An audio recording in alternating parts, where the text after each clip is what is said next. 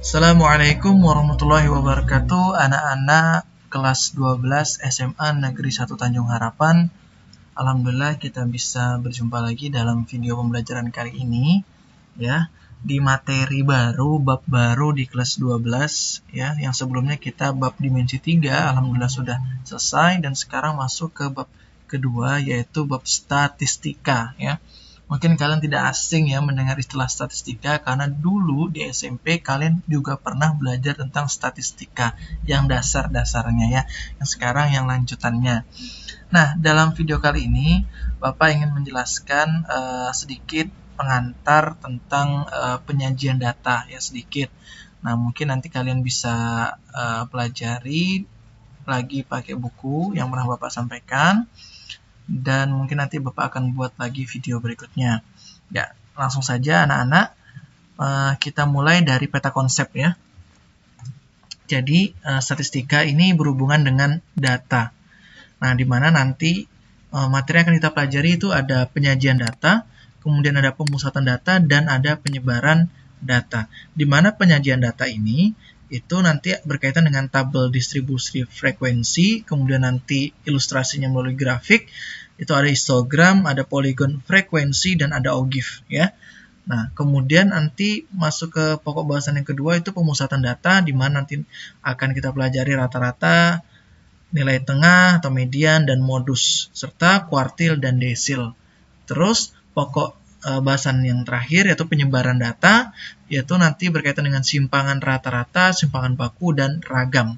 Ya, jadi kalian bisa dicatat ini 3 pokok bahasan yang akan kita pelajari selama ya bab 2 ini, ya, tentang statistika. Nah, pada bab statistika ini ada kompetensi dasar atau kemampuan dasar yang harus kalian capai pada bab ini, yaitu kalian nanti dapat menentukan dan menganalisis ukuran pemusatan dan penyebaran data yang disajikan dalam bentuk tabel distribusi frekuensi dan histogram. Kemudian kalian menyelesaikan masalah yang berkaitan dengan penyajian data ya, dari hasil pengukuran dan pencacahan dalam tabel distribusi frekuensi dan histogram. Nah, itu kompetensi atau kemampuan dasar yang harus kalian capai. Kemudian anak-anak di sini Bapak jelaskan deskripsi singkat ya tentang materi ini. Statistika itu adalah ilmu yang mempelajari bagaimana merencanakan, mengumpulkan, menganalisis, menginterpretasi, dan mempresentasikan data. Ya, statistika banyak diterapkan dalam berbagai disiplin ilmu, baik ilmu-ilmu alam, fisika, astronomi, dan biologi, ilmu-ilmu sosial, sosiologi, dan psikologi, dan tentunya yang lain lagi ya, maupun ilmu bidang bisnis, ekonomi, dan industri. Statistika juga digunakan dalam pemerintahan ya, untuk berbagai macam tujuan. Misalnya, sensus penduduk merupakan salah satu prosedur yang paling dikenal, seperti ditunjukkan pada diagram ini. Nah, di sini anak-anak ada jumlah penduduk Indonesia pada tahun 1945 sampai 2015. Dia intervalnya dia 10 hampir 5 tahun, ada yang 10 tahun ya. Nah, begitu ya. Nah, di sini di sumbernya diperoleh dari BPS, ini Badan Pusat Statistik ya, yang hari-hari kerjanya itu ya tentang statistika gitu kan. Nah, aplikasi statistika lainnya juga sekarang populer dalam prosedur jejak pendapat atau polling, misalnya dilakukan sebelum pemilihan umum, serta hitung cepat ya, perhitungan cepat hasil pemilu atau quick count ya. Kalian pasti sering mendengar quick count atau hitung cepat di televisi gitu ya. Kemudian anak-anak, ini salah satu gambar hasil jejak pendapat pembangunan PLTN, pembangkit listrik tenaga nuklir tahun 2016, sumbernya dari batan.go.id. Nah, di sini terlihat bahwa 77,53% itu setuju, 22,47% itu tidak setuju. Nah, di sini ada keterangan-keterangan lain kenapa disebut setuju dan tidak di sini ya. Jadi lebih menarik. Nah, anak-anak, langsung kita masuk ke kegiatan pembelajaran pada pertemuan kali ini, yaitu tentang penyajian data ya. Pokok bahasan pertama, penyajian data. Tujuan pembelajarannya, setelah kegiatan pembelajaran ini, kalian diharapkan dapat menyajikan data dengan menggunakan berbagai diagram, tabel distribusi frekuensi, dan histogram, serta dapat menggunakannya untuk menyelesaikan masalah terkait statistika. Nah, penting untuk kalian ketahui juga, penyajian data ini yang seperti kalian lihat ini adalah hasilnya ya. Itu yang baik dan benar itu sangat bermanfaat untuk memberikan gambaran yang sistematis tentang peristiwa-peristiwa yang merupakan hasil penelitian atau observasi. Jadi ini tidak serta-merta langsung muncul seperti ini, tapi merupakan hasil penelitian atau observasi. Data lebih cepat dimengerti, ya, memudahkan dalam membuat analisis data, dan pengambilan keputusan atau kesimpulan lebih tepat, cepat, dan akurat. Dan tentunya juga ini lebih menarik ya anak-anak, ketika data ini disajikan dalam bentuk yang seperti ini, misalnya diagram lingkaran seperti ini ya, daripada cuma data yang tabel biasa seperti itu kan, nah itu kan menjenuhkan.